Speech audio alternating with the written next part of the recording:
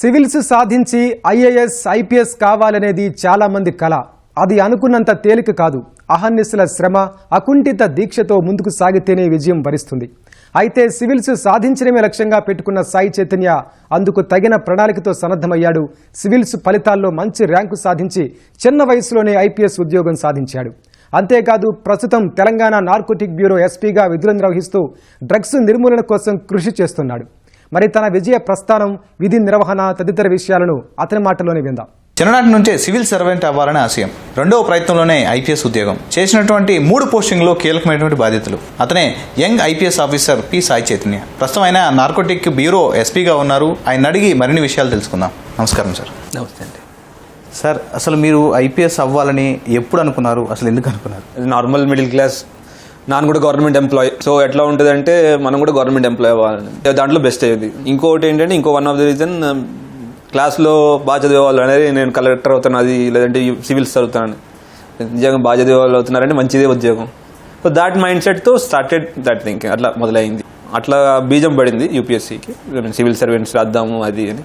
అది with time మనం చదువుకుంటూ దాని మీద డెవలప్ చేసుకుంటూ వచ్చాను. యూపీఎస్సీ రాయడం వాటంటి సర్వీస్ అండి. సార్, ముఖ్యంగా మీ కుటుంబ నేపథ్యం ఏంటి సార్? మాది ప్రస్తుతం అమ్మ వాళ్ళది, నాన్న వాళ్ళది ఇద్దరిది మచిలీపట్నం అండి. పెరిగింది నేను మోస్ట్లీ తిరుపతిలో కొన్నేళ్ళు, నేను నెల్లూరులో మ్యాక్సిమం. నాన్నగారు ఎలక్ట్రిసిటీ డిపార్ట్మెంట్లో ఈగా చేసి రిటైర్ అయ్యారు. Mother is an house wife.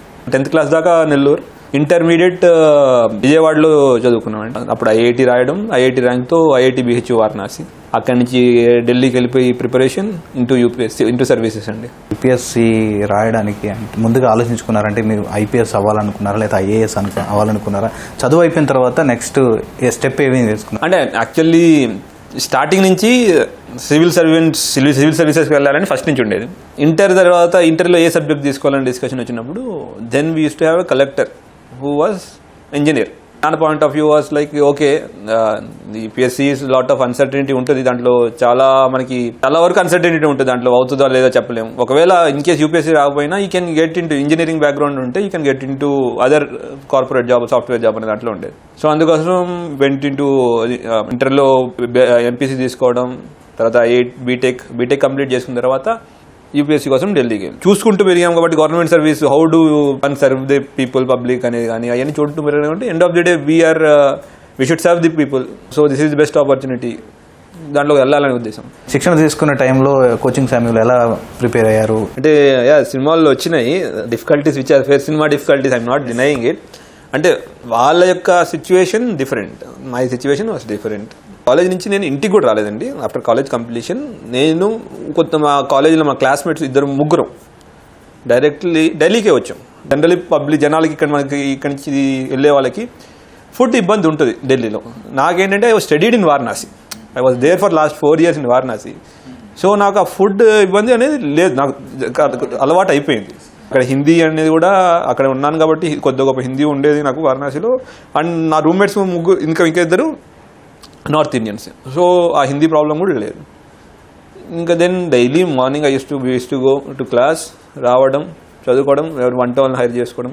అంటే ఓకే, దట్ ఎన్విరాన్మెంట్ వాస్ నిజంగా ఎవరు కూడా అటువంటి ఉండకూడదు. ఆ స్ట్రెస్ ఎక్కువ ఉంటుంది, ప్రెజర్ ఉంటుంది. ఎందుకంటే అందరూ ఇంతమంది కాంపిటీషన్ ఉంటుంది, బయటికి ఎక్కడికి వెళ్ళినా అందరూ చదువుతూ ఉంటారు, కొత్త పుస్తకాలు వస్తుంటాయి, అన్నీ చదువుతూ ఉంటుంది. That is there.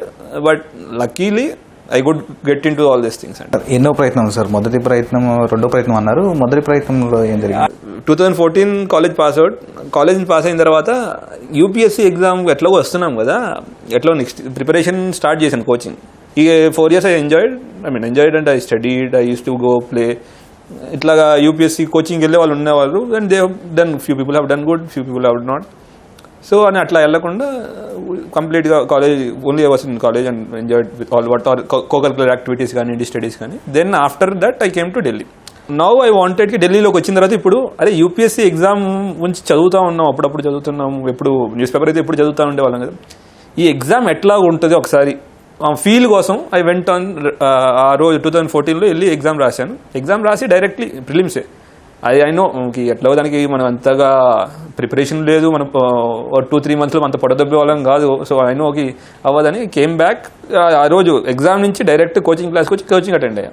సో అట్లా ఫస్ట్ ప్రయత్నం అట్లా అయింది. సెకండ్ ప్రయత్నం వచ్చేటప్పటికి 1 year మొత్తం ఈ కోచింగ్ అంతా అయిపోయింది. I was prepared. అప్పుడు ఎగ్జామ్ రాసినప్పుడు ఐ గాట్ ఇంటూ దిస్. ఇక్కడ నేషనల్ పోలీస్ అకాడమీలో అంటే ట్రైనింగ్ స్టార్ట్ అయిన టైంలో ఫస్ట్ డే ఎంటర్ అయినప్పుడు మీకు ఏమనిపించింది sir? First thing I always believe ఏదైనా జరిగితే మన మంచిగా జరిగింది అనుకోండి. ఎందుకంటున్నానంటే యూపీఎస్సీ క్వాలిఫై అయింది నాకు వచ్చినప్పుడు 158 rank. My prelims marks was 107 marks.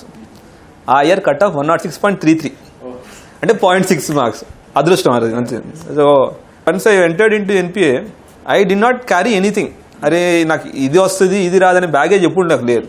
Okay I థాట్కి వాట్ ఈస్ ఇదేమి ఇస్తుందో మనకి ఐ డోంట్ నో. అయితే will see what it gives అని I went with an open mind. Morning 5:30 start అవ్వడమే, ఫాలోయింగ్ చేసుకుని 5 kilometers 3.2 kilometers రన్నింగ్ ఉంటుంది, ఎక్సర్సైజెస్ ఉంటాయి. దెన్ అగైన్ బ్రేక్ ఇచ్చి విల్ గో ఫర్ క్లాసులు, తర్వాత again coming back, lunch break, తర్వాత ఫైరింగ్ కానివ్వండి, పరేడ్ కానివ్వండి. So all these activities were new to mean one sense. అంటే కొత్తగా ఏంటంటే పరేడ్ ఎన్సీసీ చేశాను కాబట్టి నాకు కొద్దిగా పరేడ్ ఐడియా ఉండింది. ఇట్లా అందరూ కలిసి as a group doing running exercises, అది sir new for us. I like it. అంటే ఫస్ట్ పోస్టింగ్ ఎక్కడ సార్? అక్కడ ఎలా ఉండింది? అక్కడ పొజిషన్ ఎలా ఉంది? డే 1 ఎలా గడిచింది? First posting was ASP Kataram అండి. కాటారం ఇస్ లైక్ మన కరీంనగర్లో కార్నర్ పార్ట్. అంటే తెలంగాణకి మహారాష్ట్ర ఛత్తీస్గఢ్ బౌండరీస్ ఉంటాయండి. ఆ ట్రై జంక్షన్ ఏంది, మహారాష్ట్ర ఛత్తీస్గఢ్ ట్రై జంక్షన్ ఈ కాటారం ఏరియాలో వస్తుంది అనమాట. అంటే Kataram SP sir was Bhaskaran sir. నేను ట్రైనింగ్ అయింది కూడా భాస్కరన్ సార్ దగ్గరే. అక్కడే భూపాల్పల్లి జిల్లాలోని ములుగ్ గన్పూర్ అనే మండలంలో ట్రైనింగ్ అయ్యాను as N SHO. So I came back as ASP to Kataram. It had 6 police stations, 5 mandals. The then government's Kaleshwaram project ఏదైతే ఉందో it is a prestigious project వాళ్ళకి. దానికి కావాల్సిన మేడిగడ్డ బ్యారేజ్ కానివ్వండి, లేదంటే pump house, Lakshmi pump house, లేదా అన్నారం బ్యారేజ్, ఈ 3 అదే ఏరియాలో ఉండేది. దానికి తోడు దానికి ఏంటంటే నక్సల్ ప్రభావిత ప్రాంతం కొద్దిగా ఉండి మహారాష్ట్రకి నాకు వాటర్ వచ్చేది గడ్చిరోలి జిల్లా వాటర్ అండి. గడ్చిరోలి వాస్ బాగా ఎఫెక్టెడ్ అండ్ అప్పుడే పెద్ద ఎన్కౌంటర్ అయింది. సిరోంచి ఎల్ఓఎస్ కూడా వాష్ అవుట్ అయింది. So there was that height and moment. At that point of time I was sent there. So I was there only for 7-8 months. Yes, but VIP moments ఉండేది, at the same time Naxal moments ఉండేవి. All these things అన్ని చూసుకోవాల్సి వచ్చేది. And because very huge number of lorries వచ్చేది, movement వచ్చేది. Some accidents అవుతా ఉన్నప్పుడు Bhaskaran sir అందరూ పిలిచి భాస్కరన్ సార్ యొక్క ఇంజినిటీ ఆలోచించండి. వెహికులర్ మూవ్మెంట్ ఆపలేము కానీ మన యాక్సిడెంట్ తగ్గియాలి. సార్ టోల్డ్ పిల్లలు స్కూల్కి వెళ్ళే టైం, పిల్లలు స్కూల్కి వచ్చే టైం, ఆ టైంలో వెహికల్స్ రాకూడదు.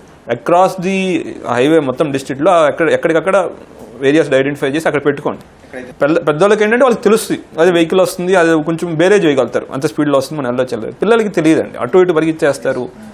సో వాళ్ళని దృష్టిలో పెట్టుకుని ఆ టైంలో పెట్టకుండా ఇలాగా సమ్ ఇనిషియేటివ్స్, చిన్న ఇనిషియేటివ్స్ మనకి, దానివల్ల మీకు పెద్దగా డిఫరెన్స్ మిగతా వాళ్ళు తెలియపోయినా as law and order point of view, నేను చూసిన పాయింట్ ఆఫ్ వ్యూలో that it was like very good initiative. అట్లాంటి ఇనిషియేటివ్స్ చిన్న చేసుకున్నాం.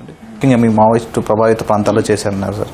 అక్కడ ఏదైనా ఛాలెంజెస్ ఎదురైనా? అక్కడ ఉన్నటువంటి యూత్ ఎందుకు అప్పట్లో అట్రాక్ట్ అయ్యేవాళ్ళు? మీరు వాళ్ళతో ఇంటరాక్ట్ అయినప్పుడు గ్రామస్తులతో కానీ మీరు ఏమన్నా అక్కడ విషయాలు ఏమైనా తెలుసుకోగలిగారా? కాటారం అండ్ ములుగు మావోయిస్ట్ ఉండేది. కొంతమంది ఉన్నప్పుడు లొంగిపోవడం అవన్నీ చేశారు. థింగ్ ఈస్ అప్పుడు మావోయిజం లేదంటే నక్సల్ బారీ ఇన్సిడెంట్ జరిగినప్పటి సిచ్యువేషన్స్ ఇప్పటి situation different. There were social problems అండి, సోషియో ఎకనామిక్ ప్రాబ్లమ్స్. ఈ వ్యవస్థలు పాత రోజుల నాటి వ్యవస్థల వల్ల కొంత వ్యక్తులు ఆ వ్యవస్థలను మిస్యూజ్ చేయడం వల్ల there were this issues of which actually led to Naxal బారీ మూవ్మెంట్ కానివ్వండి, దాని తర్వాత నక్సలిజం. ఇప్పుడు present day I don't think they exist అండి. దట్ ఎందుకంటే ఆర్థిక అసమానతలు కానివ్వండి, ఎవరి దగ్గర కొంతమంది ఎక్కువ డబ్బులు ఉంటాయి, కొంతమంది డబ్బులు లేకుండా దాన్ని యూజ్ చేసుకుంటే మిగతా వాళ్ళు ఇంకా బాండెడ్ లేబర్ సిస్టమ్ కానీ ఇవన్నీ అటువంటి సిస్టమ్స్ లేవు. దట్ రిక్వైర్మెంట్ అవసరం ఏదైతే ఉందో నక్సల్లో వెళ్ళి జాయిన్ అవ్వడానికి లేదు. So if you have seen it, మన తెలంగాణ నుంచి people going and joining Naxalites లేరు ఇప్పుడు ప్రస్తుతానికి. ఇప్పుడు ఎవరైనా ఇన్ కేస్ ఎవరైనా కొత్త రిక్రూట్స్ ఉంటే వాళ్ళందరూ are only from Chhattisgarh area. వాళ్ళు కూడా వెళ్ళి వాంటెడ్గా వెళ్ళి కలిసే కదండి. వాళ్ళు సమ్ ఏరియాస్ని వాళ్ళు బ్లాక్ చేసి డెవలప్మెంట్ కానివ్వకుండా అక్కడ ఉన్న వాళ్ళకి ఇంకో దిక్కు లేదు, పేదవాళ్ళకి, అక్కడ ఉన్న వాళ్ళకి ట్రైబ్స్కి వాళ్ళు కంపల్సరీ జాయిన్ అవ్వడం, అటువంటి సిచ్యువేషన్లోకి వచ్చింది. One simple example I always say, if A company comes, A industry comes, ఎక్కడ పెడుతుంది ఇన్వెస్ట్మెంట్? మన తెలంగాణలో పెడుతుంది, లేదా హైదరాబాద్లో పెడుతుందా, ఛత్తీస్గఢ్లో పెడుతుందా? ఆబ్వియస్లీ హైదరాబాద్. ఎందుకంటే హైదరాబాద్ ఎందుకంటే ఇక్కడ డెవలప్మెంట్కి ఫెసిలిటీస్ ఉన్నాయి, లా అండ్ ఆర్డర్ పీస్ఫుల్ ఉంది. అక్కడ రానివ్వట్లేదు, వీళ్ళు డెవలప్మెంట్ చేయనీయట్లేదు. సో డెవలప్మెంట్ చేయనీయకుండా జనాల్ని, అక్కడైతే ఉన్న అమాయక జనాల్ని అదే దాంట్లో తీసుకోండి. కాటారం తర్వాత ములుగు అండి, was there for 2 years in Mulugu as ASP Mulugu. Mulugu అంటే మనకు గుర్తొచ్చేది మేడారం చేస్తారు, దెన్ అడవిలు, forest beauty and all these things. At the same time Naxal movements కూడా ఉంటాయి. For 2 years I was there అండి ఏఎస్పీ ములుగు. తర్వాత హైదరాబాద్ వచ్చారా సార్? మధ్యలో only for 3 months additional SP law and order and additional DCP law and order and traffic in Warangal. అది 3 months. దాని తర్వాత I came to Hyderabad as DCP south zone.